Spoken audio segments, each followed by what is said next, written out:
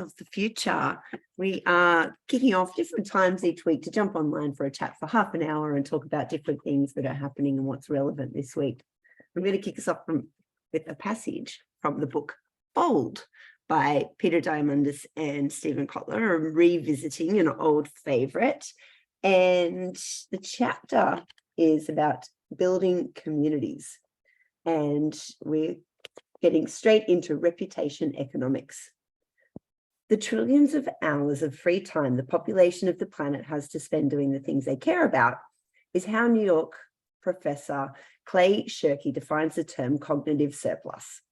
The entire third part of his book has been spent exploring strategies for tapping this surplus. But we've come to one of the most important lessons: how to build a community that you can tap into, work with, and use to accomplish the big and bold. Let's begin with what we mean by community. For starters, it's different than the crowd. The crowd is everyone online. A community is pulled from the crowd. It's everyone with whom you have a working relationship. There are different types of communities, but in this chapter, we're going to focus on two: do-it-yourself communities and exponential communities. A DIY community is a group of people united around a massively transformative purpose, MTP, a collection of a passionate, willing to donate their time and their minds to projects they truly believe in. These folks work for free. They work long hours. They remain committed, and they do so because they feel the work is meaningful and important. An exponential community, meanwhile, is a group of people who are immensely passionate about a particular exponential technology, machine learning, 3D printing, synthetic biology, etc., and who unite to share the technologies and experiences. On a certain level, there's nothing new going on here. As long as humans have lived communally, they've been banding together to share passions and tackle problems. But today's DIY and exponential communities, which I'll refer to jointly as communities for this part, are distinguished by differences of geography, scale, and structure. Let's take a closer look. Geography is the most obvious change. Historically, if you were building a boat and the best maker of masts was located on the other side of a mountain range, well, you were out of luck. But the internet removes those barriers and does so in important ways. As Bill Joy famously pointed out, the smartest people on the planet usually work for someone else. Technology now gives you access to these big brains no matter where they live and without a host of traditional biases. Online, no one can see what color you are, which gods you worship, how do you dress, what your hair looks like, if you smoke or smell or smile too much. This anonymity allows people who wouldn't normally sit on the park bench together to share deeply meaningful and potentially profitable experiences. I'm going to cut it there, and I'm going to invite online the lovely Christina Gerakiteys, who's also been traveling to other communities in the past couple of weeks, to have this conversation today. Hello. Hello, and welcome back. Thank you. Do you have a one-word opener for us? Excited. Well, Awesome. I'm going to go with refreshed, because I just traveled about 40 hours to get home and had an afternoon nap.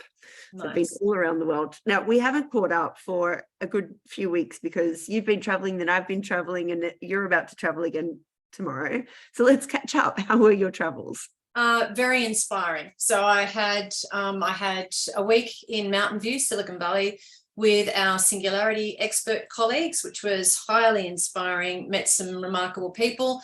And from there, I traveled across to Spain, where I hosted a Women in Tech panel, International Women in Tech panel, for an event that was all about technology and women in technology, supporting women in technology, that was held in Madrid. So that was pretty exciting to see how women are becoming involved in crypto, in blockchain, or are involved, not becoming involved, are involved in all these high-tech fields, from medtech, agtech, all kinds of different technologies, but also discussing what the setbacks are and the glass ceilings that need to be broken through. And it feels like it's a broken record now. However, the more people that are conversing about it, the better.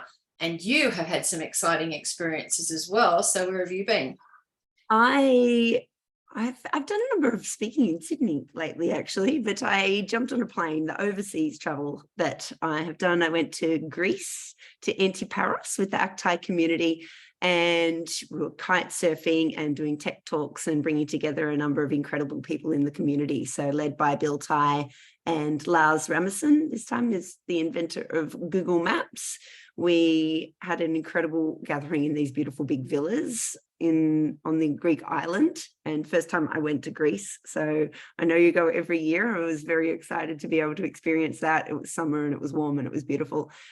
And then I flew from Greece to Marrakesh, first time sub-Saharan Africa, and spent time with the women of the Mayo women. And there was a 3-day conference there. So from lovely Greek islands to 44-degree heat for 3 days. But like you say, incredible group and gatherings of women happening all over the world. And the lovely thing was that there's a number of men that are joining as well. And I love when there's an all women's group. However, they invite the men that are actually looking to help progress women in business and help however they can. So it was a very cool experience.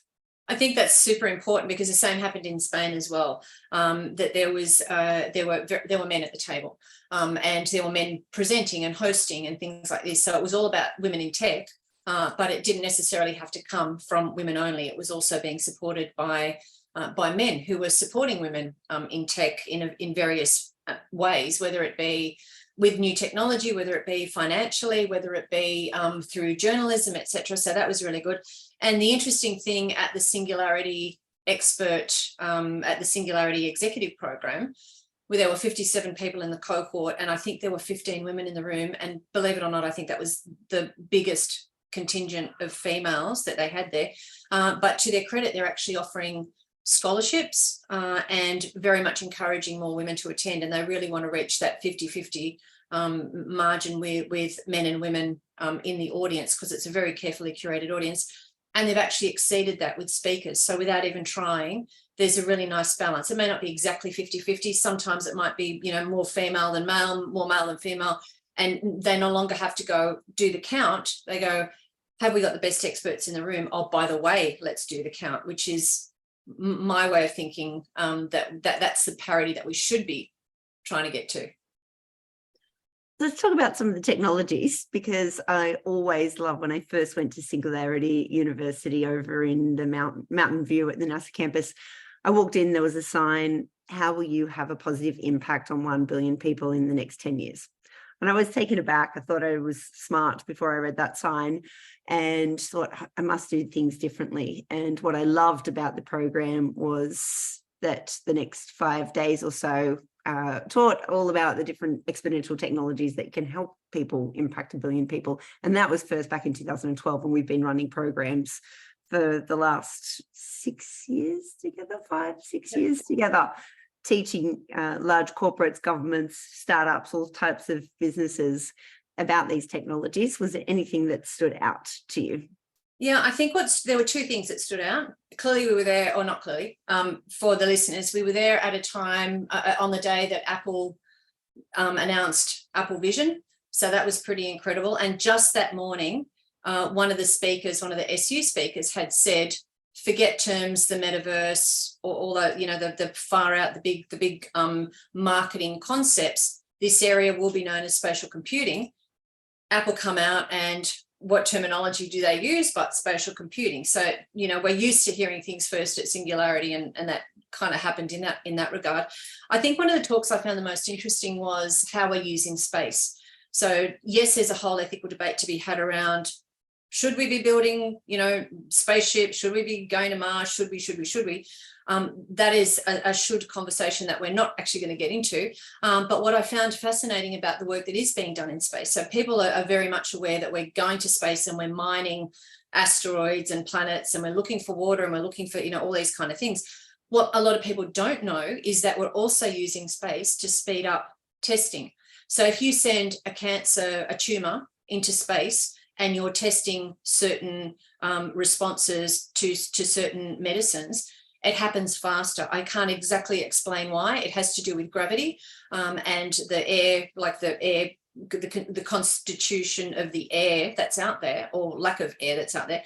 But all these experiments come back tenfold, and they're very much sped up. So whether it's medicine, whether it's food testing, whether it's growing agricultural product, we're actually sending it out to space, and space is giving this information back to us. So it's not just us going out there and taking what we can, it's also giving us a valid site for testing that actually happens much faster than what it would have here on Earth. So that was one of the that was a very incredible thing because I'd never thought of space like in those regard. Like, we talk about the space hotel that's going to cost $5 million for 3 nights accommodation and $250,000 to get there and things like that.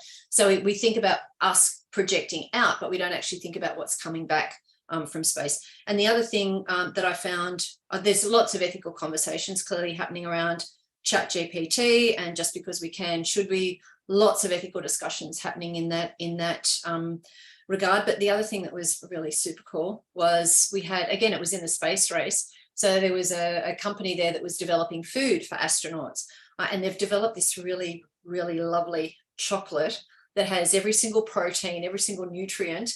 And if you have it a few hours before you absolutely need your zing of energy, it delivers. So I was very careful not to have too many coffees that day, but the energy release that came from this one ball that tasted very much like chocolate that I could eat every single day because I'm a chocoholic was incredible. So the research that's going into food tech is incredible at the moment as well. Space food, I love it. Mm.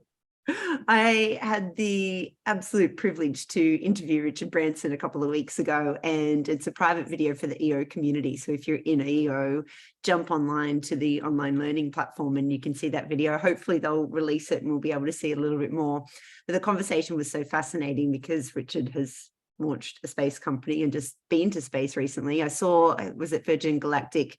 They had the space flight 01 up again this week. And he was talking about, I loved his speech at the end, and he's talking about, I hope everyone can experience this in the perspective from space, which would be absolutely incredible. I've got a VR headset that you can actually experience space, but as I spent 36 hours on planes this week, my language is not great because of those planes. I was just thinking, we do get that perspective. I just flew to Africa and then to the UK, and I've been all around the world. I've been to Greece in the last 2 weeks, and we're literally sitting in a chair in the sky and flying over the earth, and you get that perspective. And I loved seeing just the Sahara Desert from the plane, and then landing in London and it's all green, and then landing in Australia and just the ocean here. And so, I think there's different ways that we can get our mindset out there and to be thinking bigger and to remove those boundaries. Like the book said about communities, you can be part of all sorts of different communities now. Those barriers really are gone. And it's finding your community, so we're very much in that tech equals humanity community zone. There's lots of different communities out there, and we all belong to a community somewhere. I'm going to correct myself just super quickly. I said, the boundaries aren't there. That's not true for everyone. So sorry, I'm going to correct myself because the flights were very expensive at the moment. So just to not cut you off there, we had these conversations, and it is about, every time we talk about futurism and technology, and that everyone has these opportunities, not everyone has these opportunities, and when you don't have education for girls in some countries and different things. So just wanted to check myself there, because the ethics of it and being able to democratize technology and access would be certainly a dream of ours combined, I know. Yeah, but I think that is what's happening at the moment. So there's a lot of companies working, tech for good is a thing. So tech for good around education, tech for good agriculture, because we want to feed, people all around the world. And the stats on that, we'd just be repeating the stats saying that there is enough food, it's a distribution problem. But what if we could take that equally? What if we could get that education across the platform, which is, everybody talks about all the bad things Elon Musk does, but Elon Musk and a whole lot of the other, billionaires out there are trying to improve connectivity so that people in third world countries have access to education. So just because we've got connectivity, everybody needs a device, or one device per family. So, but there's people donating those devices, and there's recycling of devices and things like that. So we're actually moving in the right directions, I feel. And there's a lot of people working, medicine for good. Medicine, how do we get all that medicine to people in third world countries that really need it? How do we get food? How do we make sure there's fresh water? I think one of the examples that we've used in talks before is water gen. Making water out of thin air, which is absolutely possible, particularly in areas of high humidity. So there's all this tech happening in these fields to ensure, or to do what you're saying, to bring more people to a state of egalitarianism. And then what you do with those opportunities after that is up to you. One of the things that I love and I've been speaking about a lot lately is around some of the startups that we've put together and that we're a part of. And it really is incredible scientists that are doing great technologies. So we're working in seaweed, we're working in biotech, we're working in a number of different areas. And the common theme of a lot of these new startups is that they have really brilliant tech people. And then on the flip side of that, I've been traveling with entrepreneurs that have businesses and that have really commercialized a lot of things in their lifetime. And so I'd love to encourage everyone and put a shout out to businesses to tap into your local universities, or I know in Australia, CSIRO have so much technology that sits on the shelf. One of the things traveling with ACTI, Bill Ty talks about all the time, it's the right team, it's the right technology, and it's the right timing. And so many of these inventions have happened and they're sitting on the shelf. It is really coming to that time that they can be utilized now. So for all small, medium businesses, even corporates out there, I'd love, call to action is reach out to a university or CSIRO and see what you could actually integrate into your R&D department. And if you can actually solve some of those problems that are in your local area. I still have this notion, I know we've talked about it before, is this whole idea of reverse mentoring. How do you take a startup and put it into not necessarily an office setting, but how do you put it into an industrial setting, so that one day per week they're actually advising the bigger company with the fresh ideas, with the new technology, with the updates of everything that they've learned. And for the other 4 days, they are left undisturbed to work on their startup, supported through office space resources, potentially a small wage, whatever that looks like, for these startups. So I'm really like, one day this reverse mentoring is really going to work. I just need to come up with exactly the right formula that makes it appealing to everybody. But I think, exactly what you're saying, that cross communication and the collaboration and the convergence. We talk a lot about convergence of different industries. How do we ensure the convergence of industries, that people come out of those individual silos because they don't help anyone anymore? Not that the expertise within silos isn't a great thing. So we do need experts, but we also need these helicopter visionaries that have the ability to pull everything together. So Richard Branson also called to action. He put out there, he said, if you own a business, just put a ring fence around that community or the locations that you have and just check if everybody is okay. What are the local issues and is everyone okay in that circle? And how do you actually contribute to make a difference, which was really nice. That's super lovely. That's so nice. Yeah. He did say he's trying to convince his kids to call him Grand Dude, and he said that they definitely believe and know that he's a pirate, and all the bad pirates dropped him off as a good pirate at Necker Island many years ago, and it's cool to see his personality come out, and being a grandfather is very cool. On family, can I just say, I need to add one more thing on that family. So at the Singularity Executive Program, Naveen Jain, one of our friends, Naveen Jain, was there, and he actually said, somebody said to him, how do we encourage our children to think like this?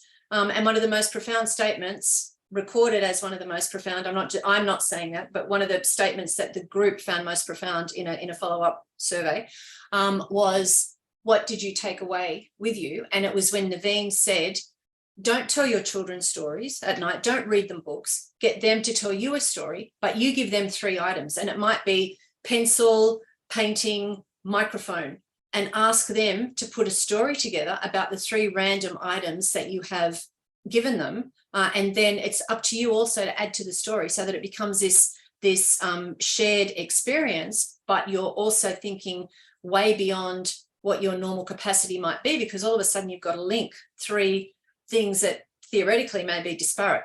And that was one of I don't think there was one person in the room that didn't say they were going to take that home and use it with their families around the dinner table. So I thought that was quite, and then based on what you just said with Richard Branson, I think there's a lot of this really amazing outward thinking that's happening at the moment. I love it. Now, we could talk all night, but I need a quick update on your book. How's it been going? And can we give a shout out for everyone online? Check it out. We certainly can. So celebrating success, one failure at a time.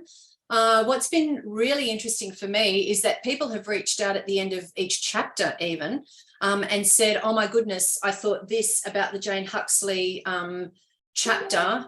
Wow, I've already taken her message. You have to read the book if you want to know what message is, but taken her message. No, you don't. I'll share it with you. It's not personal, but the backstory is in the book. So it's not personal. I've already taken that message and delivered it at a staff meeting the day after I read it in the book. And then, you know, there's a couple of comments around the importance of narrative and just seeing through the stories that are told in the book of the importance of that narrative and how to express those stories and the experiences, and also redefining failure. So that's a big thing. My talk at Singularity was actually on celebrating success, one failure at a time, and redefining what failure is and defining very, very precisely what success means to you personally. So I've had amazing, thank you for asking. It's been remarkable feedback around the book. And people can buy it by going to hub.utopiax.global. Yeah, so thank you. Celebrating success, one failure at a time. Check it out and grab a coffee. We're at the end. I need to ask you for a vision for the future. So the question is, it's the year 2030. So we're only going 7 years into the future now. It's the point in time the singularity will be here. Our prediction is, what does the world look like? The world looks like a total bliss bomb of love. We've defeated all the fearmongers, all the pinnacle points that are happening at the moment, the testing points, the turning points that we're experiencing right across the globe at the moment have been resolved peacefully. We are supporting each other in creating this planet and creating the legacy that we want to leave, but we have actually avoided the catastrophic momentum that seems in some people to be building, and we've erred on the side of love and kindness and compassion. We are feeding every single person around the world. Every single person around the world has clean drinking water. They have an equal starting opportunity, and whatever we do from there onwards is up to us. Love it. Very utopic. For me, the year 2030, we wake up and every person knows and can make a difference. They can start up a business, they can gather the right team, they can engage the right technology, and they can have an impact with the right community. And so I think of that team, technology and timing, and a lot more people will realize that they do have the power to impact 1 billion people or to make a difference in this world, whether it's just their local community, could just be their family that they're making a huge difference from, but we actually have that ability to tap into whatever technology we need and can gather the team around us to really make things happen. And fail forward, we may say. With that, I am going to wrap us up. It's been so nice to catch up, and I'm glad that we actually got to do it online and share with our community the happenings of the last few weeks. Stay tuned for Christina's travels again as she's on a plane in a couple of days, and we will see you all next week. Have a great weekend, everyone. Thanks, Lisa. Bye.